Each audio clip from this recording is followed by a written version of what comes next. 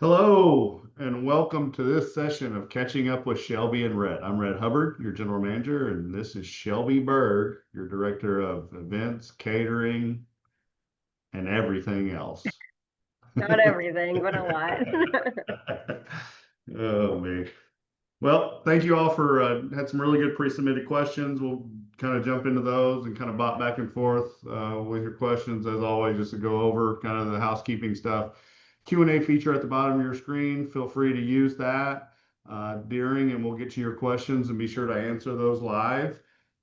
If you want to utilize the chat, you can utilize the chat amongst yourselves to share information or whatever you want to utilize that for. And then if you want to use the raise hand function, feel free to raise your hand and join Shelby and me uh, live. And so you can take part in this session. We love doing this. It's getting hot out there, that's for sure, in the summer.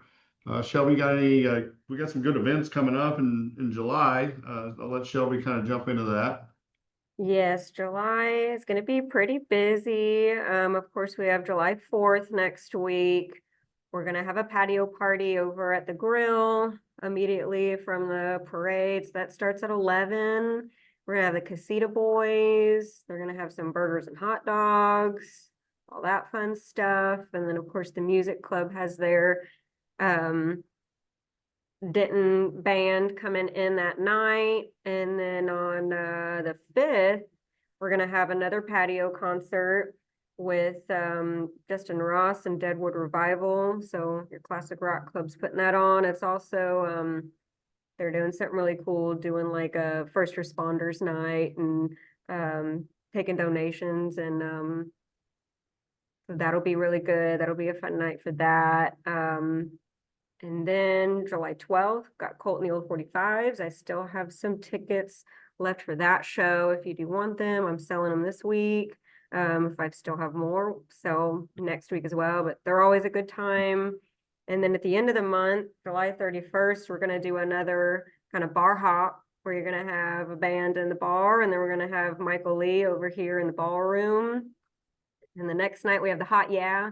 So there's a lot of good entertainment coming up in the next month. That's awesome. That's great. Want to jump into some questions? I got a couple. You go ahead and start with pre-submitted. All right, all right. Lake on West 6 is going dry again. Are we having pump problems again this year? And I'll read another one that's kind of related to that, if I can find it. Let's see if I can locate this. If you ever notice the increase in sewer odor when the sprinklers are running in the common area, is it being addressed? So this is kind of along the west side of our property. There is a pond on West 6, or if you're not a golfer, in between kind of Pepperidge and Grosbeak, there's a pond within that area. So that pond is a holding tank for irrigation water. So we have our pump, our well, number 4, feeds that pond, and then our pump station that's over there off Grosbeak takes that water, puts it in our irrigation, and irrigates kind of the west side of the property. We've noticed where there's been a sewer smell. We've identified that that sewer smell is kind of coming from some bacteria that's growing in the lake. The only ways to really address sewer smell coming through your irrigation are to use peroxide, hydrogen peroxide, to address that, or chlorine. Well, we can't use chlorine because if we put chlorine in our irrigation and put that onto the golf course, we're going to kill grass, greens for that matter, really the short grass. So we can't do that. So we've been addressing it with hydrogen peroxide, but it doesn't seem to be having the effect that we want. So we're drawing down that lake and then doubling our application of hydrogen peroxide to address that smell. So this will continue to take place over the next week or so, at which point we feel like we've addressed that sewer smell coming out of that irrigation enough to where we can start having water come back into that and start adding water back into that lake. So kind of nothing's wrong with our wells or our pumps. They're in good shape. So that's kind of what we're doing regarding that. So you'll see the water continue to draw down for next week or so before we start refilling it. It's important to know it takes a while to draw that lake down. We apply about 700,000 gallons of water per night when we're irrigating to the golf course and common area from that area. And that pond's between 12 and 15 million gallons. So it takes a while for us to draw it down to where we need to get to treat it. So it won't go all the way dry. We're not trying to kill any fish or anything, but we will take it down to a pretty good level. All right, and since it is warming up, a lot more people are using the pool. It's been asked if there can be a sign by the outdoor pool stating the age and height requirements before they can use the pool between the 3 to 5 p.m. Just short and sweet so they can understand it. There's too many times we have to tell kids and parents they cannot use the adult pool. This would help when the person at the front desk is not there. Yeah, I mean, that's something we can talk to Judith. I know there's a sign probably on the pool rules somewhere out there, and we can add another sign to that. So I'll just take a note and see if we can put something kind of on the door on the way out or somewhere near the pool.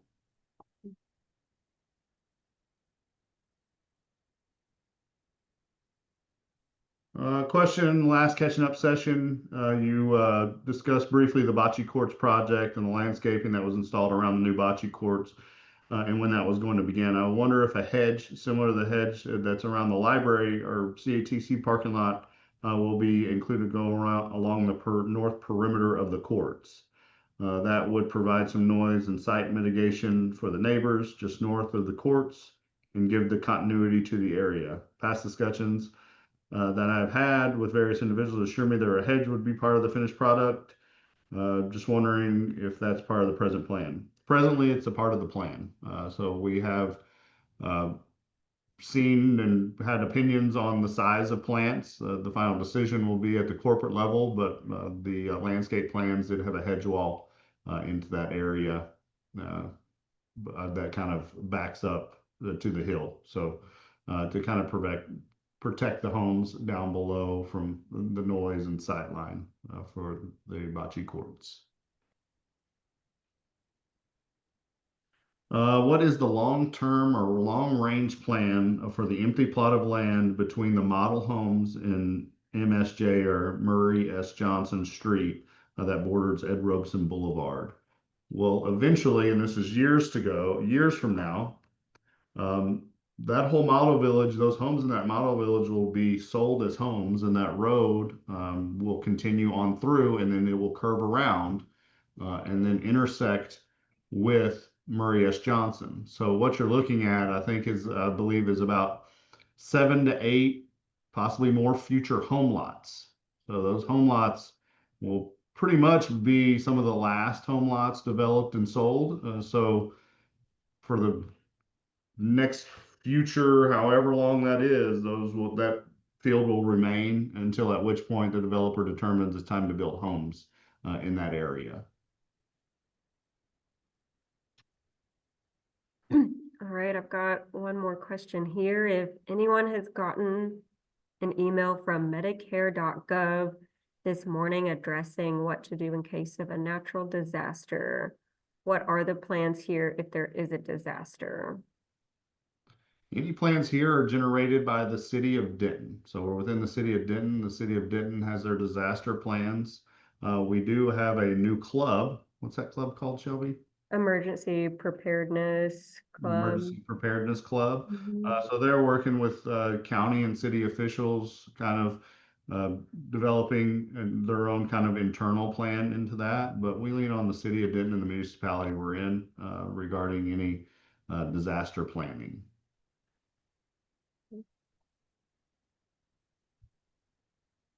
Um, okay, yeah, and she just said it is what to do if the president declares it. Yeah.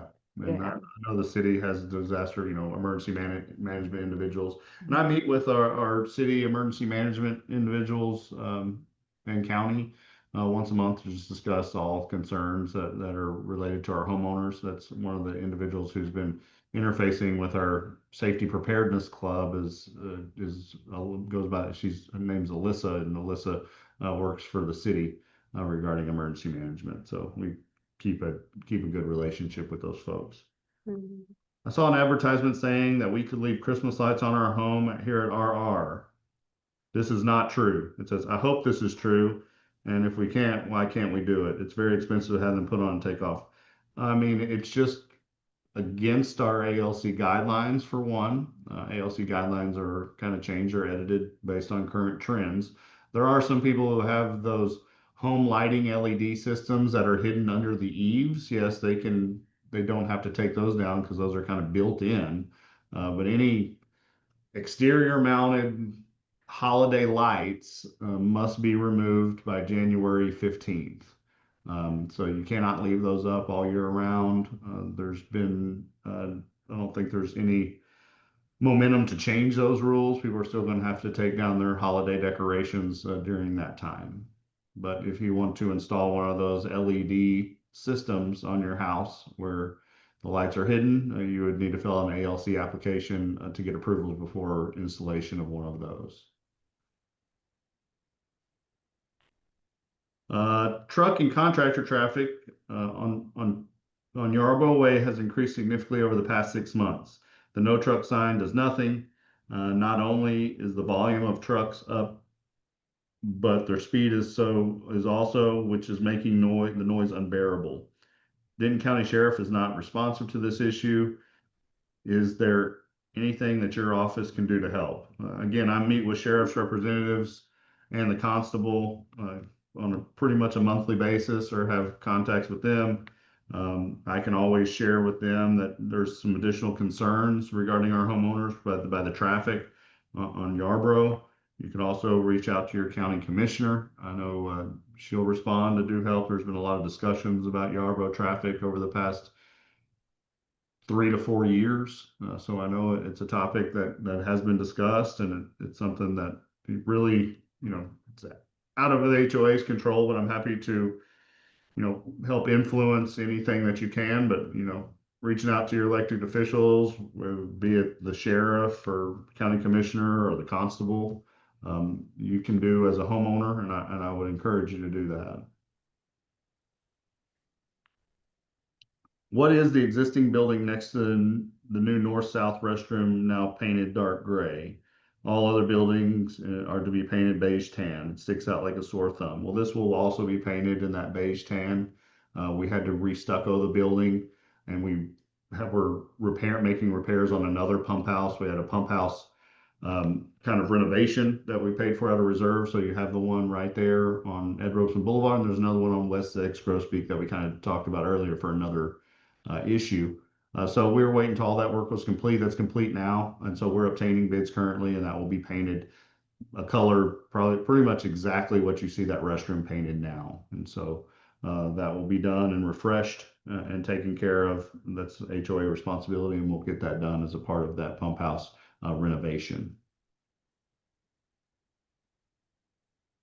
I think we have a couple of questions about our Okay. waterfall, if you want to delve into that. Yeah, yeah, I can delve into the waterfall. So, the waterfall, there's a question right now that says, have we considered an assessment, which would be a special assessment, to fix the waterfall entrance, or just an assessment, which means, added to your dues? Yes, the board discusses that. We got board members that, don't want to do a special assessment, even if it's a small special assessment. That's a stance that they've taken, but it has been discussed. So in regards to the waterfall, there was an email that went out a couple weeks ago or about a month ago now that said we were going to look into turning in the area into a landscape bed, or we're going to look at reconstructing the waterfall, which would still take demolition, return to grade, and then building it back.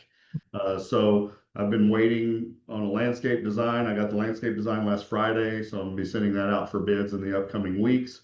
And then I've received one bid 2 days ago for the reconstruction of the waterfall. That bid was $420,000 for the reconstruction of that waterfall. So we're looking for that next one to come in. Once I have all those bids obtained, your HOA board will weigh in on that, and then I'm pretty sure something will be discussed at your August board meeting regarding a potential direction that we would go with that. But I was talking prices about $600,000 to $700,000. So $420,000 is still a lot of money, but at least it's significantly less than 600 or $700,000. So that's favorable. So we'll wait to obtain our other couple bids that we have coming in, and then or get our landscape bids, see what the kind of difference is on the cost, and then go from there.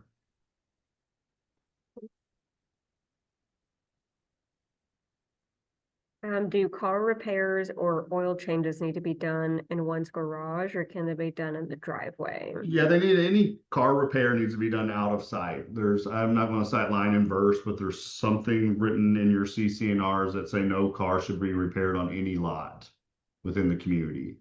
So any repairs that you're doing need to be out of sight of any neighbors or community members. So if you're going to be changing your oil, you don't need to be changing your oil in your driveway. You need to change it in your garage and things like that. Let's see. When we moved here, Robeson would advertise as a 50 and over active adult community, but is no longer advertised as such. And I don't know how marketing is advertising our active adult community now. It appears to me more and more people in their 40s are moving in. Can you provide the number of how many people in their 40s now live here? And is there a limit? I don't know the number of people in their 40s that live here, but I just want to read the rules, kind of the guidelines of our community that's in the CCNRs. And it's kind of, if you have a copy of the CCNRs and want to kind of check it out, if you go to 54, 50, I'm not going to read it all, I'll read some sections, 54 and 55 and 56. So pages 54, 55, 56 kind of weighs in and sets the guidelines for this. And I'll kind of just read 13.5.3.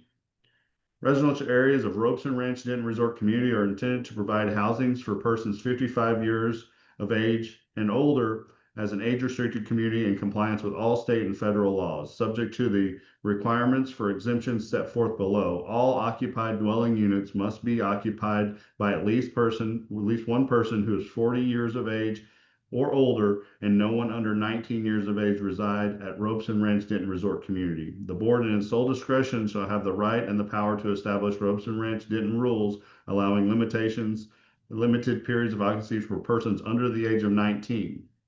By way of illustration, but not limitation of the preceding sentence, Robeson Ranch Denton rules may limit the number of days consecutively, and this goes to people under 19 staying in, the number of days within a period such month, the number of times within a period such as a year, with the occupancy of any person under the age of 19 will be permitted. And then we get into this. HOPA regulations, thereunder provide an exemption for familiar discrimination provisions of the Fair Housing Act when the following requirements are satisfied. The community is intended to occupy people 55 years or older. At least 80% of the occupied dwellings are occupied by at least one person 55 years or older, and the community publishes its policies and procedure and demonstrates its intent to qualify for the exemption. So what it's saying is 80% of our homes must be occupied by one person over 55. 20% of our homes must be occupied by at least one person over 40 years old. So every year or so out of our corporate office, sometimes when they're sending dues come, they will do that kind of a survey regarding who's living in the home and the ages. So I know some people kind of get upset why we want to know ages, but we want to know ages regarding these rules in this Fair Housing Act. The requirements of exemption contemplate that up to 20% of the occupied units in a community may be occupied by persons who are under the age of 55 without loss of the exemption, and that the 80% requirement does not apply until 25% of the units of the community are occupied. We are over 25%. So, but pages 54, 55, and 56. So we're well below whenever we do these surveys, the amount comes up to, we're like 97, 98% of our homes are occupied, have at least one occupant over 55 years or older within that residence. Going back to the waterfall real quick, they weren't sure if they heard you say if residents will have an input on the direction we take on the waterfall after the bids are in. Yes, residents will have some input, whether that's just standing up at a microphone at a board meeting or putting it to a community-wide vote, which the board is not obligated to do. That's still under discussion, but you were heard and your voices were heard for those of you who want it. Now, there's other people who think, who think the opposite. So, but the board will make that decision based on feedback they receive, how they'll obtain that feedback. They'll at least have the opportunity to have feedback at a board meeting, or there could be a survey sent out to the community where we put it up to a community vote. But the board is not obligated to do that.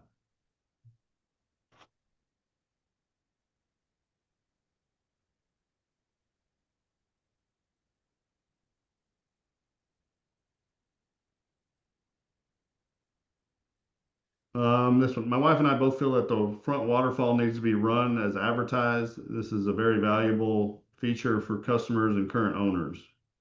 Having this dried up does not look like a good impression for future customers. Whatever needs to be done to get it repaired should be done. So thank you for that. We're working to get repairs for that. So there we go. All right, with all the homes that have been added within the last 2 years, especially the last 12 months, and no major building additions except the bocce courts and bathroom, it's evident that the HOA is collecting a much greater amount of HOA dues than they did in 2023. So why did our dues go up for Well, 2025? and hold, can you stop right there before we get Okay. there? So your dues, your operational dues have not increased since 2023. Your operational dues, what you pay for operations is $2,800. So that $2,800, that portion of your dues has remained the same, I think, since 2023. What has gone up is your reserve dues for your existing items. The majority of your reserve increases are going to fund the golf course renovations, which are scheduled for 2026 and 2028. All right, go ahead, Shelby. I could understand if you were adding a new clubhouse and ropes and ranch, two section or new pools, etc., but that's not happening. The amount spent on HOA and amount collected with all the new homes do not align. Can you just justify why the increase and why we're talking about possible extra fee for a waterfall? Too many new homes, not enough facilities, but monthly dues increase. And it's important to know, just because there's not amenities coming online, every bit of common area that we must maintain that comes with these new units increases your cost to the HOA. Every new road that we get cost, creates a future cost to the HOA for new roads. And so though with those increases, yes, we have more homes, and yes, that has been the reason why we haven't had to raise operational dues. But there are additional costs that are incurred every time we take over more acreage. The more acreage we got, the more money it takes to maintain those areas, and that without new amenities. And then you drop a new amenity on it, then there's going to be increases as well. But the justifications for dues increases and the whys and everything else is shared within your financial state of the HOA, which happens every October. It's talked about again in November before the budget. It's talked about every month that takes place from 20, I'm saying in your finance committee meeting, it's talked about there as well. So there's plenty of opportunities to be a part of that discussion, so that you could figure that out and know what those justifications are. But there haven't been operational dues increases in the past couple years. We're starting into budget processes this year. We're taking on potentially 75 to 80 additional acres of common area, which is going to drive some costs up, and there will be other things within that discussion. So just come be a part of all the meetings that we have, and then you can understand the justification. How many homes have been built in 2024, 2025? What's our total amount of homes now versus 2023? I'm just going to speculate right now, but we're closing about 150 to 200 homes a year. We could have closed I think in 2024, they closed about 120 homes. In 2025, I think we've closed about 60 so far. That's 180 more homes if you go 2023. Now I can get you the exact numbers and pull all that stuff if you want to just send me an email and I can share with you the exact numbers and go over all those increases and things of that nature if you want to. Just send me an email with that. I can give you everything down to the exact. And any homeowner that wants to sit and do a budgetary review with me in the office and see all the numbers, I'm always happy to sit down and kind of just talk about it. I love talking numbers. I love talking about your community with you and want to build the trust with you all as community members and where your HOA dues go. So thank you so much.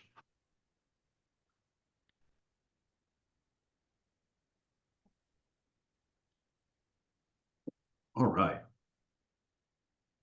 Michelle Way is becoming much busier. Can street lines be added similar to Ropes and Ranch Boulevard? Drivers need to understand that there are 2 lanes on each side. That is not true. Michelle Way is not 2 lanes on each side. It's just a 2 lane road. So it's not similar in the fact of Ed Robeson Boulevard where you have a median and 2 lanes on each side or a 4 lane road. Michelle Way is not intended to be a 4 lane road. It is just a 2 lane road. We didn't get approved for budgeted funds to stripe Michelle Way last year. It was just too much and that money wasn't in our budget. It's about $2,500 to stripe. It's really not that huge of a cost, but we do plan on striping Michelle Way. But when we stripe Michelle Way this year, understand it's just a 2 lane road. It's just a 2 lane road. It is wide and it is big, but it doesn't have enough to fit 4 lanes on that road. So we'll just put that middle stripe down there and it's going to be a 2 lane road. Bocce court completion date. Construction contracts typically have completion dates and associated penalties if it is not achieved. While I understand that construction contracts typically have these dates, remember your HOA is not going to does not have the contract with the company building the bocce courts. That's built by Ropes and Ranch Development LP. So any contracts, I'm not privy to those contracts and what those completion dates are or were. So what is the completion date for the bocce? It's really unknown. I mean, my guess is as good as you. They are making some good progress on some things, but there's landscape still installed, there's bistro lights still installed, there's other things to complete. Weather did play a factor. Now we're into seems like the dog days of summer, so weather besides heat won't be a factor for that. So that's kind of how that goes. Have any internet service companies approached Ropes Ranch Denton, Texas, providing services? Yes, they have approached us. But as soon as they approach us, we send to our corporate entities and they work out the things. To date, no company, I think Frontier was the last one that reached out regarding internet service, has been able to provide the correct, what word? I had the word earlier. They haven't been able to provide everything for legal regarding any of the assurances regarding road warranties that we need. We own our own streets. If they go boring underneath streets and streets collapse, we need warranties underneath those streets and they need to take responsibility for that. It seems like, in my perception, resistance for some of these companies to provide those warranties regarding our private streets. And so until they can provide all that to the corporate entities, not your HOA doesn't have any deals with Astound or anything else. We don't have to get our pockets greased like came up last time or have special relationships or signed a contract. Your HOA has not signed any of those things. But the companies who want to access the community need to have possession of the right of ways and everything else like that. So that kind of goes into this next question of how do we get a cell tower out here? This is a great source of income for the HOA or Ropes and will be greatly appreciated by homeowners. What's that? I said how do we get a cell tower out here? It's a great source of income for the HOA or Ropes and would be greatly appreciated by the homeowner. Ropes and Ranch did have a lease, and we were looking for that lease and everything with Verizon. So there was a lease Verizon that was signed in 2013. In 2027, Verizon got out of that lease, citing governmental issues not allowing them to install a cell tower on property. Don't ask me what those issues were with the government, but that's what happened. So there's still a platted area for a cell tower that's right there near the golf course restroom right now. And so we're trying to work on that. But would have been, that cell tower to lease that did bring in about $20,000 annually from 2013 to 2017. But right now, again, we've been approached. We're looking at different things. Those are corporate things, not HOA driven, regarding the cell tower. But we are kind of doing some discovery to figure out what happened to the contract, and we just had those discussions this week. Are we pursuing other vendors to build the cell tower if Verizon is a no-go? Yes, well, other vendors have approached us, and they've been contacted our corporate entities. So yes. And do we need to talk to our county or state representative? Do you think on the cell tower issue, I have 1 to 0 bars at my home? I believe you could always talk to your state or county representatives or your city council members regarding your concerns regarding your cell service.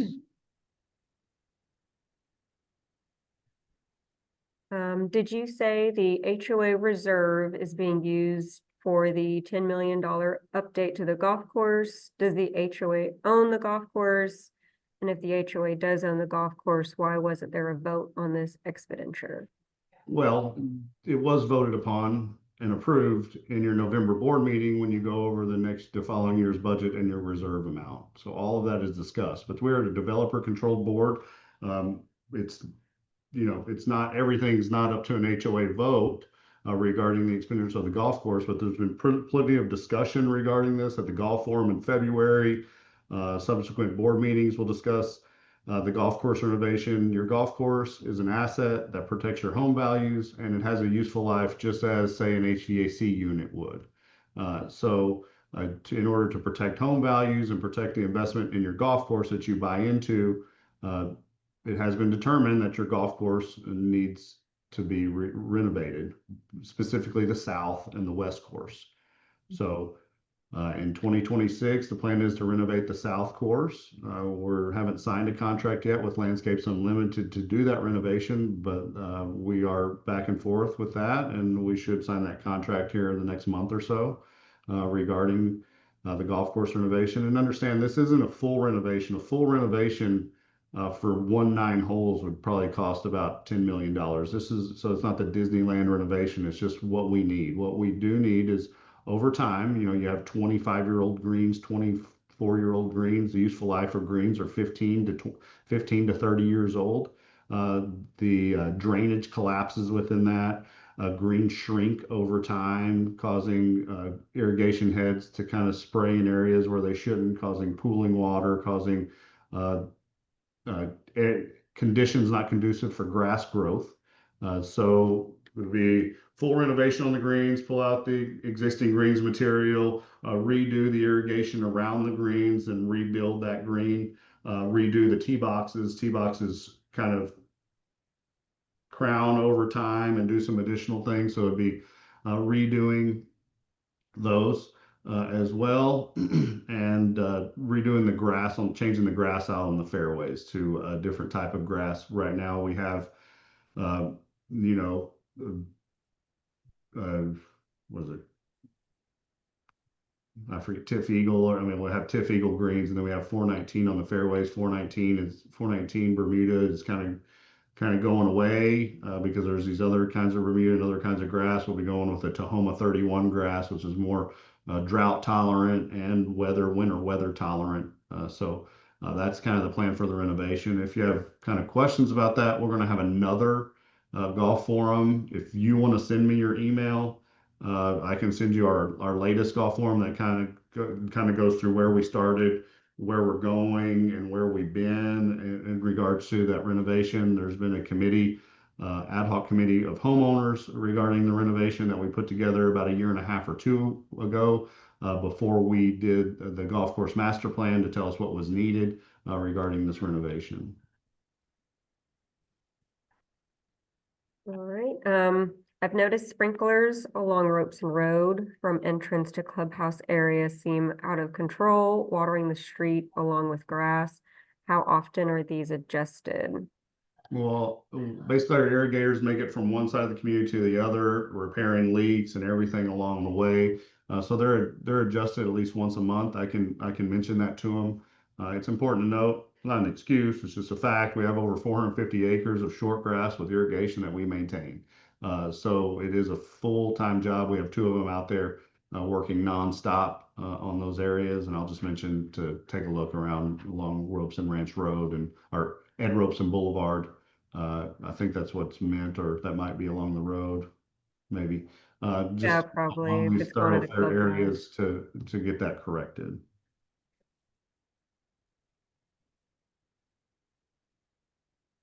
The poles at the bocce courts look like they could be used for canvas covers over the courts. Is there a possibility of covering the courts now or in the future? Well, there's a plan from the Bocce Club that they're looking at adding some shade structures to the courts. What you're looking at, those poles are for the bistro lights to string across the court. So just string lights, those would be string lights stringing across the courts. I do not think you'll see full covers over the courts at any given time. During this spring, there's been winds measured just as high as 80 miles an hour up there. And so any long structure of that kind need a heavy wind load, and so uh, the couple awning people or the one awning person we've spoke with so far is kind of uh, doesn't think that be doable for that long of expanse for a shade cover, but does think we'll add that the bocce club might add some shade covers to that area. Who is the current CEO of Ropes and Properties? The current president is Mark Robeson. Ed Robeson's still involved in company discussions as well. Is it possible to find out what specific government issue allowed Verizon to back out of the cell tower? I don't believe so because both of the individuals who signed the contract back in 2013 no longer employed by Verizon. So that's 2017. That's like 8 years ago now. So I think it'd be a difficult time to do. It'd be hard to figure out what caused that. Mhm. When is the next set of 9 holes north of Drinkwater scheduled to be built?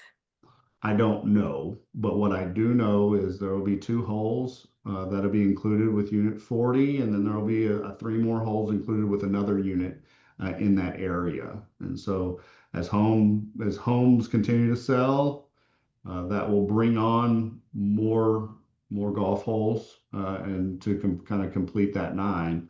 It's just always important to remember anytime we bring on a new amenity, which 9 holes of golf will be, it will increase some of the costs of the HOA. The last time we brought on North Nine for that first year, it introduced an additional, I think, $600,000 loss or $600,000 kind of hit to the HOA in that first year when it was brought online.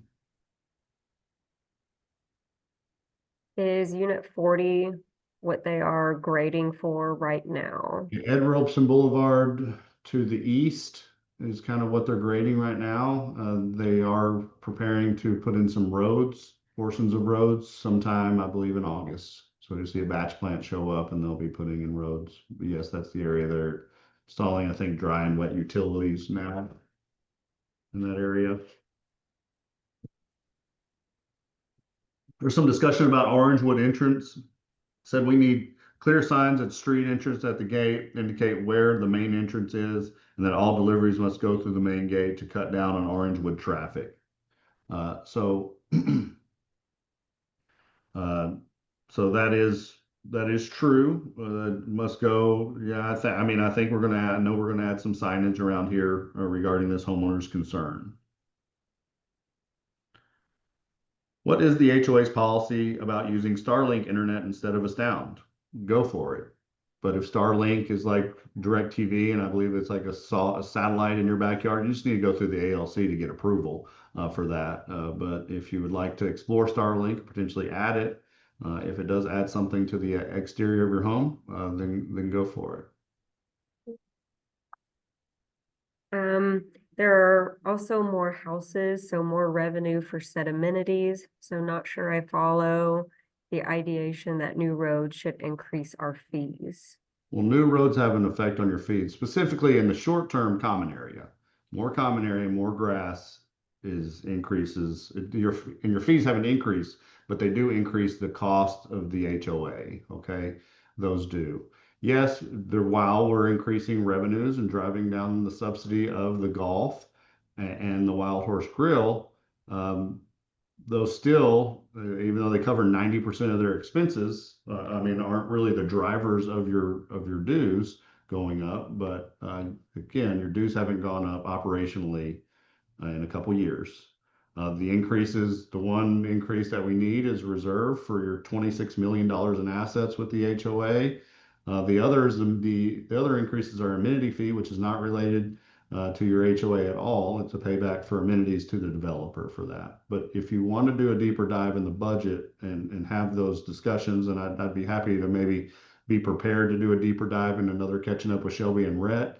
So just to show you all the numbers, have a discussion. Like I said, we can sit in here in my office and whip out everything and go over everything if you choose, or a board meeting or a finance committee meeting, we can discuss that as well. So happy to kind of give you the context to everything that happens. And I do have a cheat sheet prepared most board meetings regarding the questions that are asked regarding more houses and the costs associated with those additional homes, and have kind of the breakdowns for you. So wasn't prepared to talk specific numbers with you today, but I'm more than happy to if you want to spend some time, set up a meeting, come in the office, and we can discuss that. You mentioned earlier that bocce court completion is unknown. I know this is a developer project, but it seems the developer doesn't really put much priority on projects like bocce courts, dog park restroom, Wi-Fi upgrade, etc. How can the residents or HOA get the developer to be timely in completing things they commit to? The impression the developer gives is that they frankly don't care. And I would just request, if you're gonna like ask questions like this as an anonymous attendee, it's just you should just come out with your name and ask the question. But the developer cares. Over the past, since 2016, we'd have a grill expansion paid for by the developer. We've had Cimarron Sports Club expansion. We've had expanded pickleball courts. We've had an entry monument. We've had multiple things, indoor pool remodel. We have bocce courts over here that are being built. We have a dog, we have the restroom. All these things are being built. So the developer definitely cares. I think it's important to remember the developer is in the business of building homes. He is a home builder. So he cares about his business and he cares about building homes. I don't know if you're going to get any better timelines from the developer regarding what he intends to build and when he builds it. He's committing millions of dollars to build these amenities. So of course he cares and wants to build those things. But say if they run long on a timeline, like I've heard June is the timeline for the bocce courts. We're past June. We're in July. What's it going to help if I say June? We're just going to get angry because it's not done by June, and then we're going to say August and it might not be done. We know what's being done because it's being built over there. So what I try to do as the HOA general manager is kind of deal with things that I can control. That's why, I wasn't prepared to talk kind of budgets, but that's right in line with what our responsibility is. Golf course renovations, more homes, dues. Happy to discuss all of those things with you.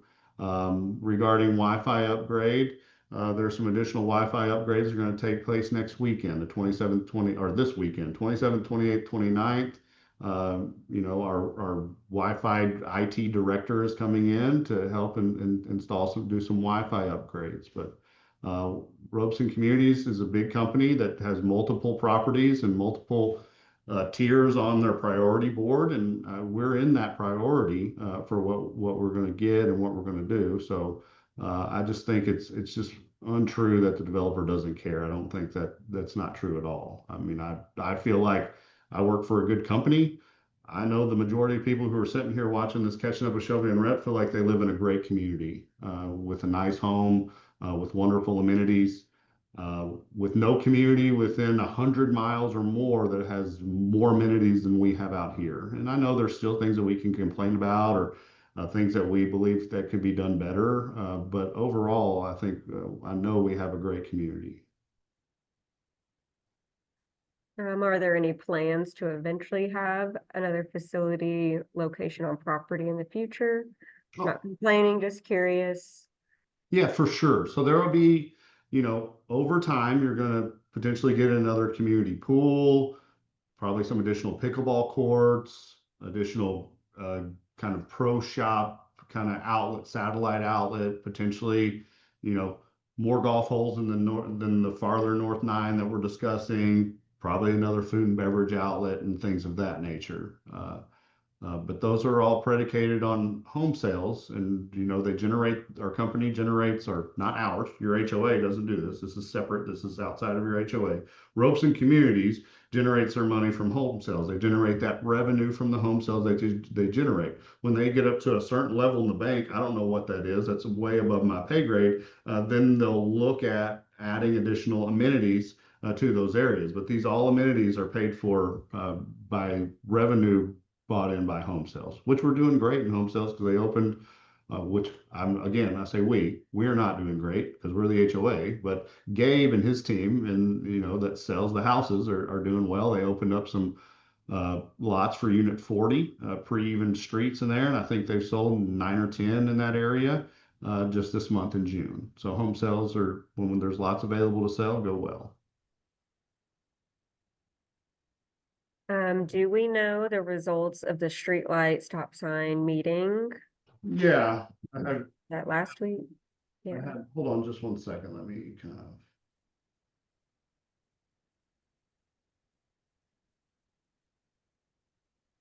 I had a homeowner that was kind enough to send me like a rundown of the meeting, the key point. So here's the update sent to me, and I'll say his name. Jay Vandenbree sent me this update. He was kind enough to attend this meeting. I believe he spoke there. Here's an update from the meeting. About 15 Robeson Ranch homeowners attended. Five spoke to the commissioners board. The key points are concern was raised about the number of accidents and the time being of an essence to get a stoplight. They acknowledge the issue, and several board and county employees discussed progress, completion, opportunities before December of 2025. Concerns over they were looking at adding stop signs potentially on Robeson Ranch Road. There was concern over the stop signs and doing the job and causing a false sense of security leaving our main entrance. There was also concern about trucks turning into our entrance and the need to curve the area to keep big trucks from crossing into exit lanes. There was also the ask or the need for more police enforcement for speed control on Robeson Ranch Road. The need to see the road and striping plans so residents could evaluate that moving forward with that position. Diane Edmondson put before the board to approve the traffic light, but remove the stop sign option. The vote was approved. Sometime by December, Sometime by December is what I heard like from 6 months. All right. Thank you for those notes. them. Yeah, thanks, Jay. Are there any plans, speaking of kind of the front area, any plans to add a right turn lane at the Orangewood entrance off Robeson Road by the ballpark? I haven't seen any, I don't know of any plans that would add a turn entrance to that. I mean, I know has been discussion about some kind of potential expansion of Robeson Ranch Road. And I mean, even me with my eyes see some challenges presented with expanding that even farther in those ditches. So I don't know any results of those conversations, and I haven't been privy to those, but I know there's been some conversations. I have some questions regarding the bocce courts. Will there be any time for those who aren't in the club or aren't a team to play with family or friends? Yes. You'll be able to book time for those courts on Chelsea, just like you would reserve golf or tennis or pickleball for that matter. You'll be able to get on Chelsea and reserve a time at the courts. Will you need to bring your own set? If so, The plans are to kind of create a little outdoor storage unit of balls that are like HOA balls that would be you'd be able to use if you rent that space. So in theory, no, you would not need to bring your own balls. How late will the courts be open if they are lighted? I'd say between 9 or 10 is kind of how late I would imagine they'd be open till.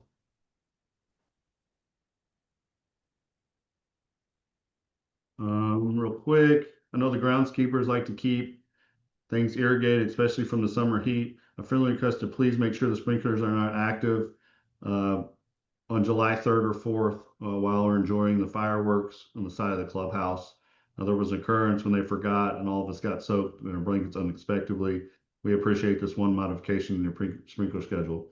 Thanks for that. We've kind of communicated that and we did I'm scarred from it when we got people wet one time we didn't turn it off. So I'll go ahead and remind our people, but I think we're good for no irrigation. So on that day. Uh, I'm going to make like a quick little announcement, but no, only if you're on the east side of Drinkwater, only east side of Drinkwater are you going to be affected by this announcement. I just want to there's something that's going to go to these homeowners from Acadia regarding a temporary water shutdown notice. Beginning Monday, June 30th at 8 a.m. water access for your area, East Drinkwater to Winslow will be temporarily unavailable for approximately 9 hours to perform our first water line tie-in for the future Ropes and Ranch Unit 40 subdivision. We fully understand the inconvenience this will create and fully intend to provide water access back to your area as quick as possible. We appreciate your patience and cooperation as we move towards a safe and speedy connection. I've been told too, they'll provide cases of water to individuals on that street, I believe as well. Again, not an HOA, but a developer issue. Is it possible a back exit might be added for residents to avoid the traffic from construction coming as they begin the building process? One to help us get north out of the community. No, I mean, in the short term, no. The developer does plan on creating two more exits to our community. One exit will be on Florence, and the other will be on Lively, farther to the north. The Florence one will come online first when Ropes and Crossing is totally completed, 100%. I'm not sure when that will be. I don't really have any timelines regarding that. I know they're going to start another unit kind of in that area, but that gate won't open at that time. The Lively, which is the farther north entrance exit, is going to be years upon decade or more away. So because it is so far north, that will be eventually Ed Robeson Boulevard will go all the way from Robeson Ranch Road all the way up to Lively. Right now, there's a kind of a cattle gate in that area. All right. You got any more questions? I have no more writing questions at this time, but I'd like to thank everyone for all their questions today.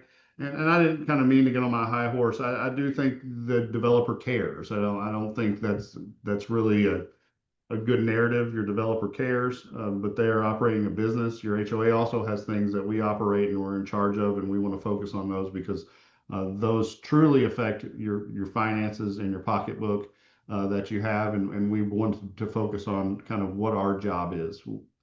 Shelby and I like answering all these questions. A lot of them aren't our responsibility, but we like asking and advocating for homeowners to continue to work for you because we do. We enjoy it. We enjoy the challenge. We enjoy this community, and we know the majority of everyone enjoys it. And we all, and like I said, we all have our things that our pet peeves are things that annoy us. But I think all in all, we have a great community that things are constantly changing. Stuff are built. Maybe it's not built as fast as we all want, but it's coming. And, I think we have those things and focus on what we can be grateful for. But we'll continue to advocate for you.